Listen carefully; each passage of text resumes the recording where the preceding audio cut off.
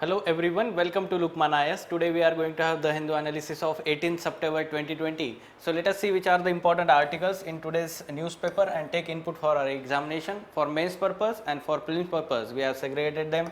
Let us see one by one. The first article on page number 6, editorial page. So the context of article is UNSC reform. Recently we told you how to make IR notes or international relation notes for GS2 paper in your mains examination. So in that we had mentioned you UNSC reforms is an important topic that that the question from which in your examination can appear. So again recently there was, we can say that United Nations commences 75th a session of General Assembly, and that's why it is in news, and therefore UNSC reform. Okay, so yes, the article is discussing there is a need of UNSC reform, why there is a need of UNSC reform, and that is important for our examination. So recently the Volkan Bozkir, the Turkish diplomat and politician who is incoming president of UNGA, had voiced a concern that structure of 15-member United Nations Security Council ought to more democratic and representative. So yes, he talked about that there should be UNSC reforms and it should be more democratic. The UNSC should represent all the, let's say, continents and nations democratically, and it should be more representative. But the action has been long overdue on the demand, especially from so-called group of 4, G4 जिसको बोला जाता है, countries, Brazil, Germany, third India, and fourth Japan. These 4 countries contend for permanent seat in UNSC, we can say that, and therefore the G4 countries, these G4 countries, you can see they are we can say these two, Germany and Japan, are developed countries, Brazil and India are developing countries, and they have we can say that they are candidates in a race to permanent seat in UNSC. ठीक है, तो reforms to UN figured in no more than as a part of broader vision in declaration to commemorate the organization's 75th anniversary. ठीक है, तो वो जो broader vision बताया गया है, कोई स्पेसिफिक ऐसे पॉइंट वहाँ पे उसकी बात नहीं की है, एजेंडा में कोई पर्टिकुलर बात नहीं है यूएनएस रिफॉर्म्स की. So what is the contentious point we can talk about is the veto power that the UNSC 5 permanent members enjoy is an anachronism in this age. This instrument is often wielded as a blunt weapon to shore up their geopolitical interest regardless of disaster consequences on victims of armed conflicts. So from time to time there has been, let's say, groupings जैसे USA, UK and France. There is one group, and China, Russia forms one group, and they try to, let's say, obstruct each other's resolution in UNSC. तो ये जो है, the push for reforms gathered momentum following the unilateral declaration of war by USA and UK against Iraq in 2003. General Assembly's 122nd plenary meeting in 2008 adopted one mechanism that is called as Intergovernmental Negotiation Framework on equitable representation as well as expansion of UNSC.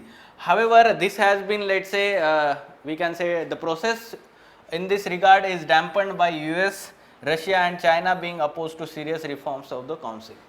Okay, so India's election recently to the non-permanent seat, ठीक है, तो ये आपको recently हमने discuss भी किया है. This is the 8th time that India has been elected to non-permanent seat of we can say UNSC, obtaining 184 votes. This is called as being called as diplomatic triumph by India, notwithstanding that it was lone contestant from Asia Pacific seat. The political and economic architecture of emerging global order that allied powers shaped at the end of World War has been altered since then. The UN remains unreflective of this current trajectory, especially in strategic and economic arenas. So yes, those P5 members where we can say that reflected the world order after World War II, we can say, and after that there has been significant changes in political and economic terms throughout the world, and therefore especially ये 4 countries है, along with them other countries also economically and geopolitically have become significant in world order, and therefore there is this P5 is not reflective of this new world order. So therefore there is a need and make it more representative. ठीक है, तो ये बात हो रही है. At the same time the post World War order faces the existence threat existential threat to its stability from the revival of nationalism across the globe with some powers that enshrine common principles and rule willing to discard them. Especially यहाँ पे बात हो रही है USA है, Israel है, ऐसे कुछ countries है जहाँ पे they are not following these let's say common principles of United Nations. And therefore all countries must have voice to influence the policy. So basically it should be more democratic and representative. These words should be there, and these arguments like veto power, or we can say it is not this process is not following up. At the same time, this argument that it is not reflective of new world order of 21st century, we can say that such kind of question we can expect in our examination. Same statement जो है UN remains the unreflective of current trajectory, especially in strategic and economic arenas. In the light of this statement, discuss the need of UNSC reform. This is the, we can say, the classical question, traditional question. You should be prepared to tackle such kind of question effectively. Fine. Yes. So moving on to next article, again on page number 6, reject this inequitable climate proposal. Basically the context of the article is that recently UN General Secretary while giving one speech in India organized by TERI, the Energy and Resource Institute, it called on India to make the new investment in coal, no new investment in coal after 2020. So basically this is unjust, let's say, proposal by UN General Secretary, and how it is unjust, that the article is discussing. तो हमें environment से related और जो भी environment से related Paris Agreement and onwards जो talks हो रहे हैं, and how the climate principles works, and how the recent we can say that proposal जैसे USA withdrawing from the Paris Agreement, and there onwards how the Paris climate or overall in general climate talks get backseat, and how most of let's say all the countries are protecting their national interest and giving disregard to climate change, ठीक है, or the let's say actions against climate change. तो ये article जो है पूरा discuss कर रहा है how India is one of those countries which is on the track to meet the let's say Paris Accord commitments. ये सारी चीज़ें इस आर्टिकल में डिस्कस की है, तो हम इस आर्टिकल को और इनपुट्स लेते हैं इस तरीके से. Some important facts are also mentioned in this article, so we have to understand them also. Fine. So yes, context now we have understood, and it is we can say that superficially framed as even-handed appeal to all G20 nations. But however, G20 is not, let's say, a grouping of particular developed countries or developing. It is a mix of developed and developed countries. So there cannot be, let's say, what you can say, equal treatment when we talk about the action against the climate change. There should be differentiation. जो basic principle है climate change action का, common but differentiated responsibility, CBDR, common but differentiated responsibility. So that is not being followed here. ऐसा हम argument में लिख सकते हैं, ठीक है. So it was in reality the deliberate setting aside the foundational principles of UNFCCC that distinguish sharply between responsibilities and commitments of developed countries vis-a-vis those of developing countries. तो ये main aspect है CBDR, ठीक है, common but differentiated responsibilities between developed and developing countries. Fine. So yes, India with the lowest per capita income among the G20 is undergoing worst economic contraction among them currently, whose long-term impact is still very unclear. So that is again adding to woes. हम बोल सकते हैं कि economic जो contraction हो रहा है that is largest among G20 countries in India. India's positive track record in the let's say historical aspect अभी रिसेंट पास्ट में देखा जाए तो India has been on track with the climate actions, like its renewable energy programme is ambitious. We know that national solar mission and let's say wind energy and hydro power energy now consider as renewable energy. तो उसके regarding में हम देखते हैं कि हमारा काफ़ी ambitious programme है. Its energy efficiency programme is also we can say that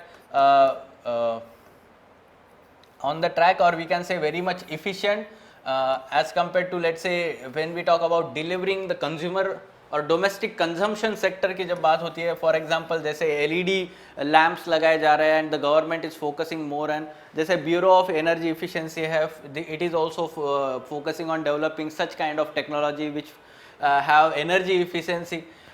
India is one of the few countries with the at least 2°C warming compliant climate action. India is one of much smaller list those currently on the track fulfilling Paris Agreement commitments. This is also let's say positive aspect that the world should acknowledge here. Despite the accelerated economic growth of recent decades, India's annual emissions, ये कुछ facts आपको पता होनी चाहिए, आपने supporting fact लिखनी चाहिए. 0.5 tons per capita are well below the global average of 1.3 tons per capita. Okay, so especially it is much less as compared to EU, USA and China, which are having more what you can say emissions per capita, annual emissions per capita. Strategies of first world countries, the article is discussing that at present the first world countries, especially developed countries or western countries, they are deliberately focusing on such kind of strategies like demonizing coal mining and coal based power generation in developing countries, promoting claims that immediate climate mitigation would miraculously lower domestic inequalities and ensure climate adaptation, promoting third world natural resources as active sites of mitigation and not adaptation, promoting theories of degrowth or neglect industrial and agricultural productivity for pursuit of climate change mitigation. So these are basically against the we can say that aspirations of developing countries like India and China, and the developed countries or first world countries are imposing such kind of we can say strategies on for second world countries or third world countries, we can say that, especially developing countries like India and China.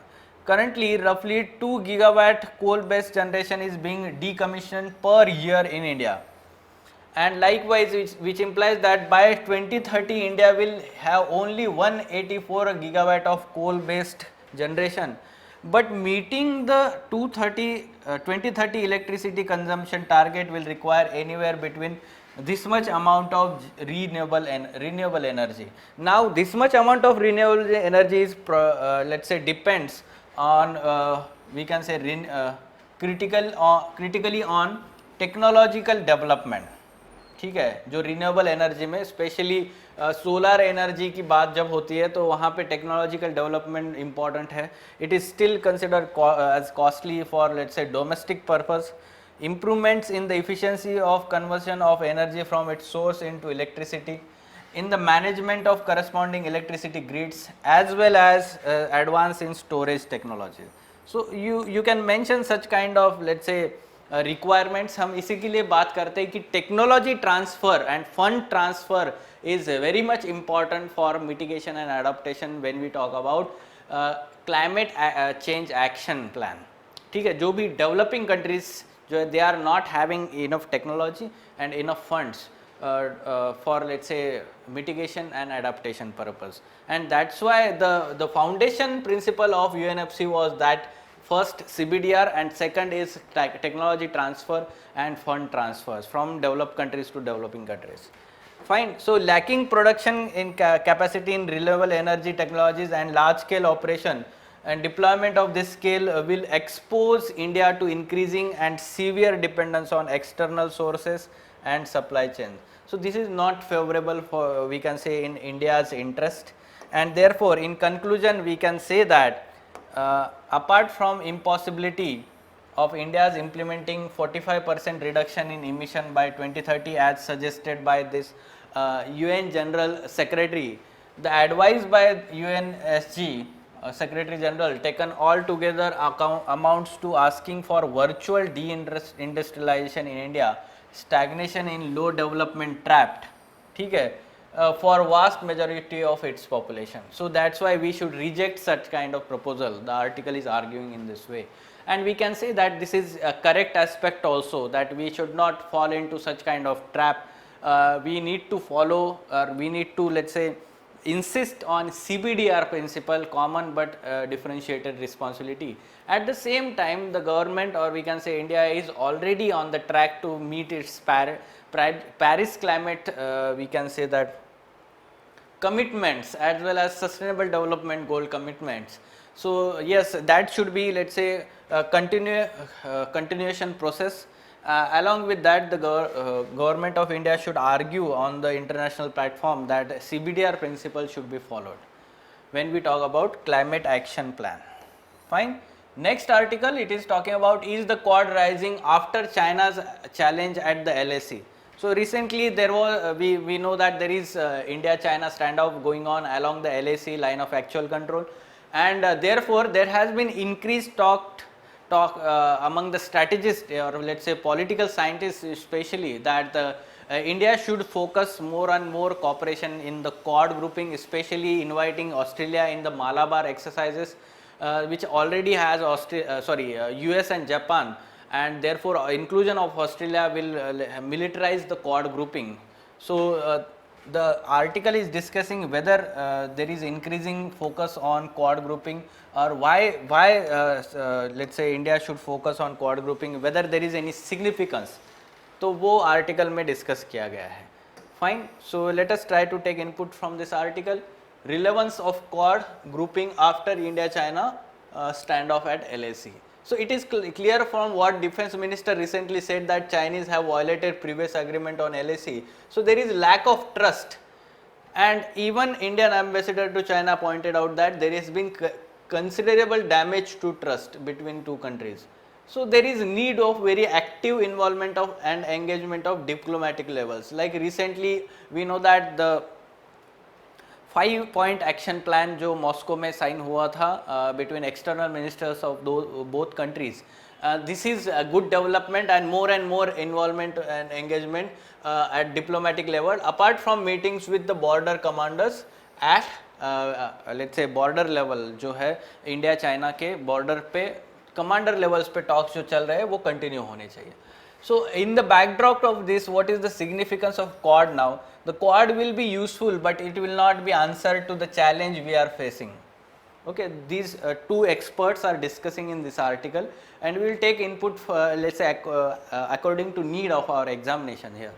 Balanced approach. Okay, when it comes to our continental challenge vis-a-vis China, Quad will be fairly limited to use, limited to us. Yes, to some extent we may get support from partner countries bilaterally in matters of intelligence inputs, credible supplies of military hardware. So this is important, we know that, but it is of limited use, we can talk about. Okay, so but we are largely on our own when it comes to dealing with Chinese challenge along the land border. ठीक है, ये बोल रहे कि military aspect is good when we talk about the navies. ठीक है, तो naval cooperation is fine, this is good when we talk about these four countries. However, when we talk about land border and dispute between India and China along LAC, it is of limited use. Fine.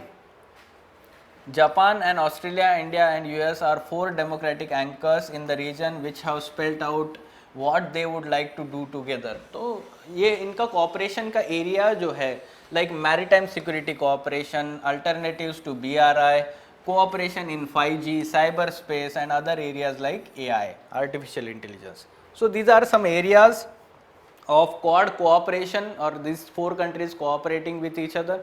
And let's say it remains the question whether Quad countries will establish more habits of cooperation and interoperability. तो अभी तक हम बोल सकते हैं कि quad जो है वो इनफॉर्मल ही रहा है, उसको फॉर्मलाइजेशन अब तक अच्छी तरह से हुआ नहीं है. What India needs to do most, which has not been done enough, is these partnership for internal balancing. Use this and use this partnership to build India's own capabilities. तो ये एक एस्पेक्ट आप लिख सकते हैं कि इंडिया की खुद की कैपेबिलिटीज़ को बढ़ाने के लिए ये ग्रुपिंग को यूज़ किया जा सकता है. Continental and maritime are connected in that sense. ठीक है, तो कैपेबिलिटीज़ बढ़ाना ये एक अच्छी बात है. Relationship with US helps our dealing with China, more so in situation when the capability gap between India and China is increasing. Basically defense cooperation दोनों countries में अच्छे से होना चाहिए, US और India में. By India maintaining its own strategic autonomy, we can say that, and this will help to reduce the gap, capability gap between India and China.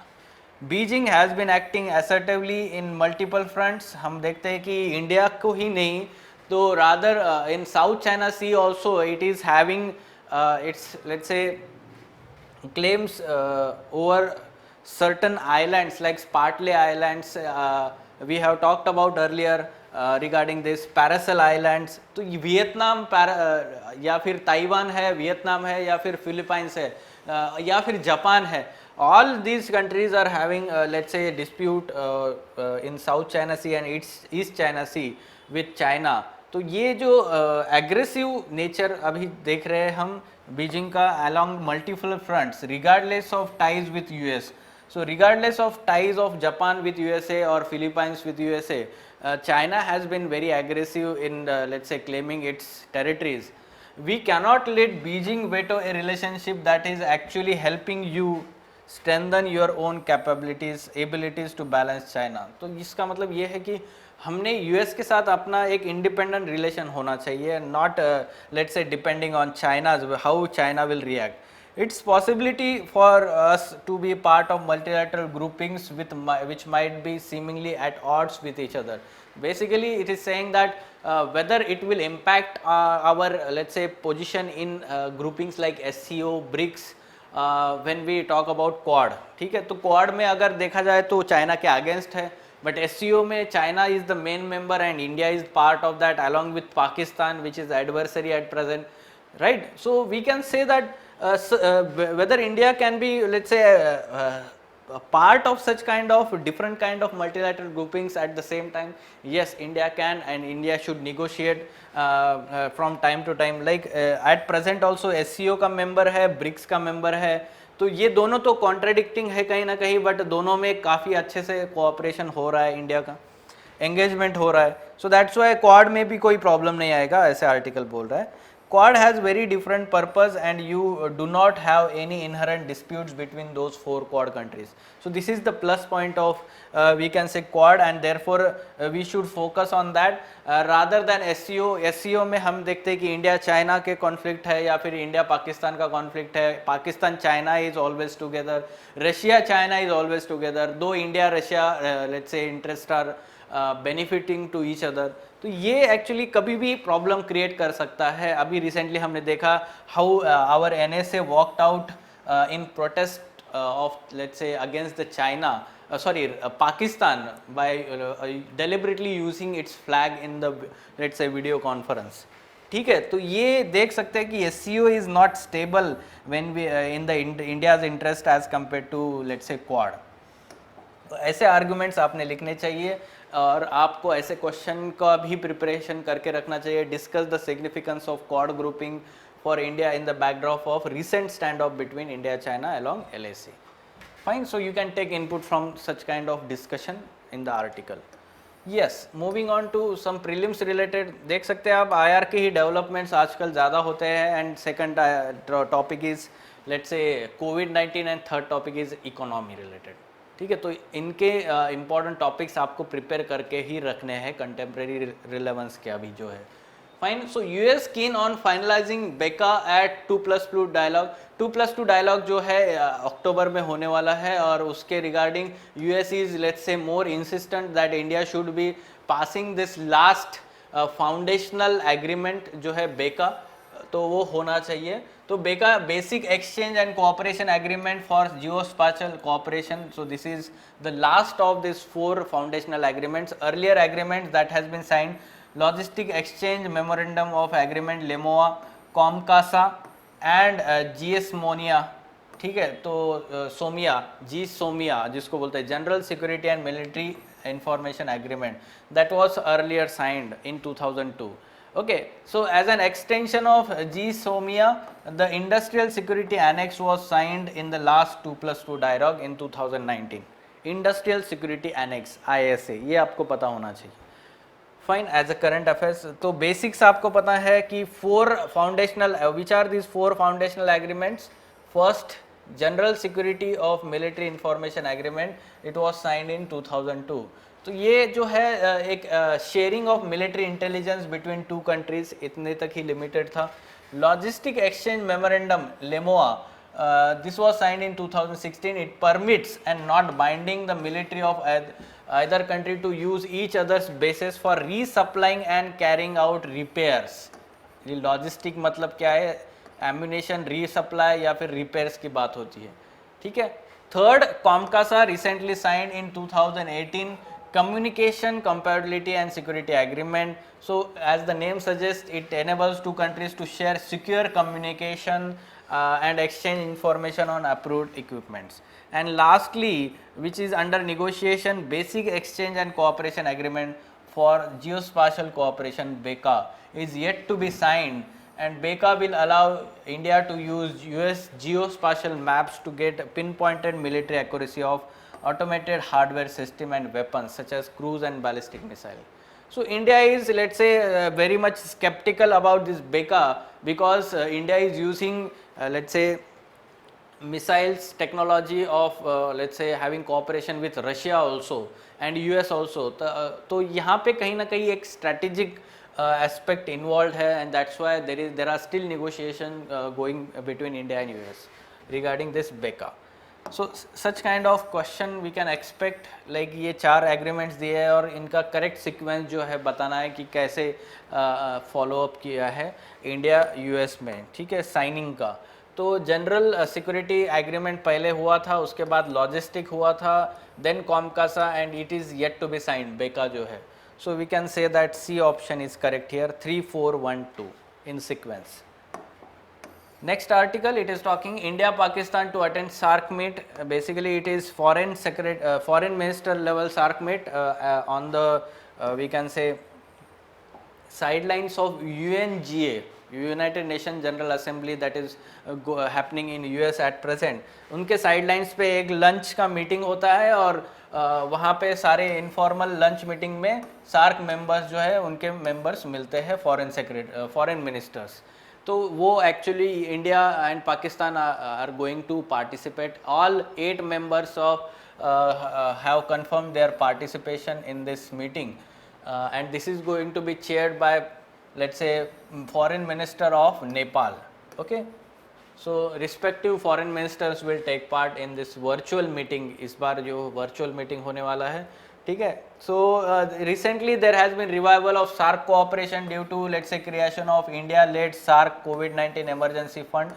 ये आपको पता होना चाहिए कि जब ये COVID-19 शुरू हुआ था in initial months of this year, there has been, let's say, meeting led by our Indian Prime Minister, and he focused on creation this SAARC COVID-19 emergency fund along with exchanges between regional health professionals this year. So background में basics about SAARC. So South Asian Association for creation of for regional cooperation. So this was established in 1985 after signing this SAARC charter in Dhaka. Its secretariat is located in Kathmandu, Nepal. Objective is to promote to welfare of people of South Asia, quality of life, accelerate economic growth, territorial integrity.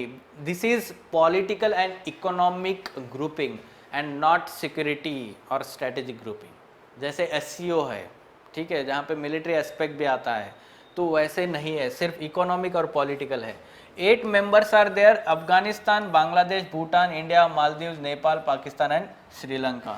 We have to understand that among these 8 countries, 5 countries are common with BIMSTEC also, ठीक है। But BIMSTEC में 2 countries add हो जाते हैं, Myanmar and Thailand, और 3 countries जो इसमें थे वो माइनस हो जाते हैं, like Nepal and we can say Pakistan and Maldives. ये तीनों को हटा के ये 5 कंट्रीज उसमें भी कॉमन है बिम्स्टेक में। बेसिक पता होना चाहिए। SAFTA free trade agreement in the of SAARC was, let's say, came into force in 2006। However the trade among these countries और रीजनल ट्रेड जो है बहुत कम है as compare to other regional groupings like ASEAN और EU, ठीक है।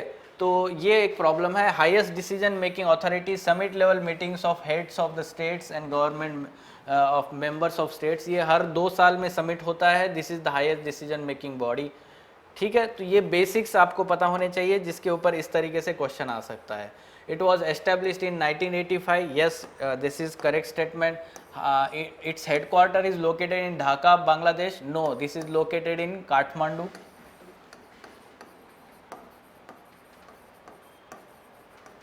Nepal. So this is wrong statement. Afghanistan is not member of. No, this is let's say incorrect statement. Afghanistan is member of SARC. ये जो latest member add किया गया है SARC countries में. So that's why one only is the answer. Fine. So some captions and quotations. ये जो first article हमने देखा था कि UN reforms, जो UNSC reforms की बात हो रही थी, वहाँ पे काफ़ी अच्छा statement है. You can use this in your answer as well as essay when we talk about international relations. So these were important, let's say, developments in today's newspaper. You can take input for our examination. For further information on editorial discussion or ED classes, wherein in-depth analysis of mains related articles and issues is done by Ansari sir and team, you can contact Lukman IAS. Thank you.